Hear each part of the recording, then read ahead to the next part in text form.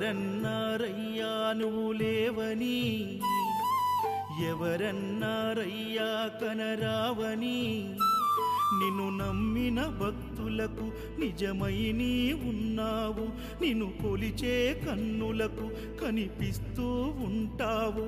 ఎవరేమన్నా అనుకున్నా నిన్ను మరవనయ్యా.